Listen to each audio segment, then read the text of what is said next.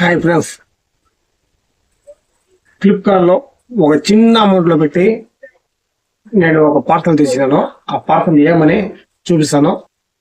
అది మన యూట్యూబ్ వాళ్ళకి అందరికీ యూస్ అవుతుంది, మధ్య తరగతి వాళ్ళకి అందరికీ యూస్ అవుతుంది. ఇది ఒక్కసారి నా వీడియో చూడండి. చాలా తక్కువ అమౌంట్. ఎంత అమౌంట్ అండి మళ్ళీ నేను చెప్తాను. ఇంతకు ఏం పార్సల్ వచ్చిందో చూడండి. ఫ్లిప్కార్ట్ నుంచి నేను బుక్ చేసుకుంటే చూస్తాను ఏం వచ్చిందని.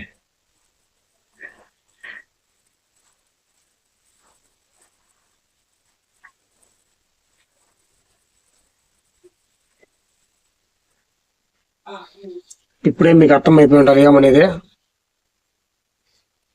వైర్లెస్ మైక్ అంటే ఉండేవాళ్ళు 30,000 40,000 అని పెట్టుకుంటారు.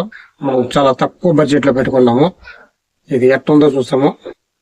కనీసం వీడియో స్టాండ్ కూడా లేదు కరెక్ట్గా. మీకు అందరూ చూపిస్తాను. బాక్స్ ఇట్లా వచ్చింది. ఈ బాక్స్ లో ఒక బాక్స్ ఉంది,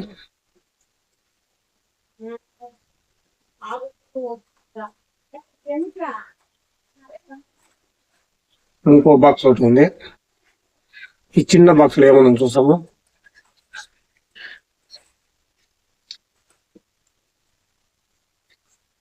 ఇది వచ్చి దానికి ఛార్జింగ్ ఎక్కేదానికి ఛార్జర్ పిన్. ఇది కొంతమంది దగ్గర ఐఫోన్లు ఉంటాయి కదా, దానికి దీని అడాప్టర్ దీంట్లో చెక్కేసి దీంట్లో చెక్కుని ఇట్లా దాన్ని చెప్పుకోవడం అనమాట. దానికని ఇచ్చినాడు, పర్వాలే. ఐఫోన్ ఉండే వాళ్ళు కూడా ఇదే యూస్ అవుతుంది అనమాట. ఇంకా ఈ బాక్స్ లో ఏముందని చూస్తాం.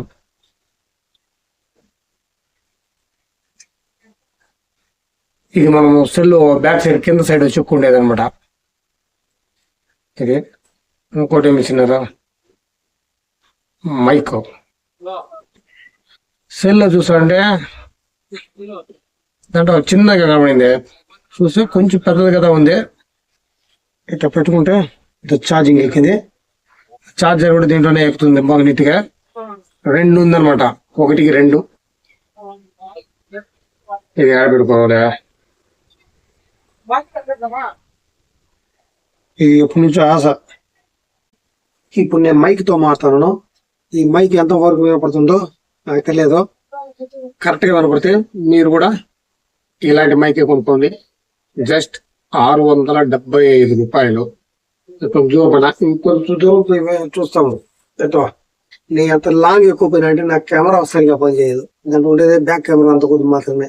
ఏదో ఓల్డ్ సెల్ ఉన్న పనిలో ఇది మంచి సెల్ మళ్ళీ కొనుక్కునేదానికి కాలేదు. దీంట్లో ఉన్నా ఇప్పుడు మైక్ లో కూడా లైట్ మంతా ఉంది, బాగానే వినపడుతుంది అనుకుంటా.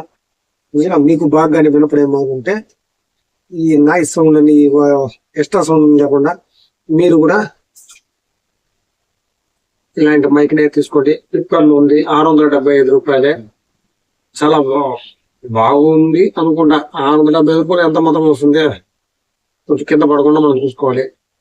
ఛార్జింగ్ డిశ్చార్జింగ్ 2 చేసుకుంటా ఉంటే ఏ ఫోన్ అయినా ఏ వస్తువు అయినా.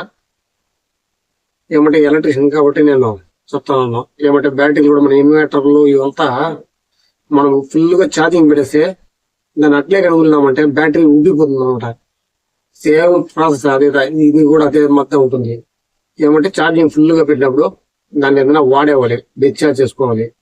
ఫుల్ డిశ్చార్జ్ చేయకుండా ఒక 30% దాంట్లో ఉండాలి.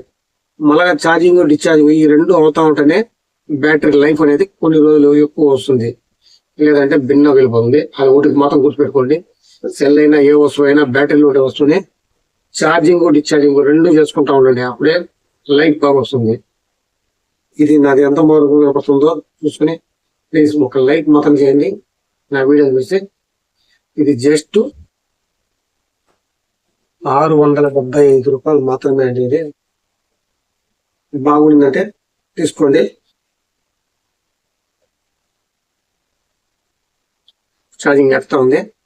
మనము నైట్ లో పెట్టారన్నమాట, మనం తలాడతలేదు తీయాలి. దీంట్లో ఉండేది అంత కొద్ది బ్యాటరీ కాబట్టి మీరు పగుల్లోనే ఛార్జింగ్ పెట్టుకోండి. ఏమో మించిపోతే ఒక 1/2 అవర్ 1 అవర్ పెడితే ఎక్కిపోతుంది. ఒకసారి చూసుకోండి ఎన్ని అవర్లు ఎక్కుతుంది అనేసి.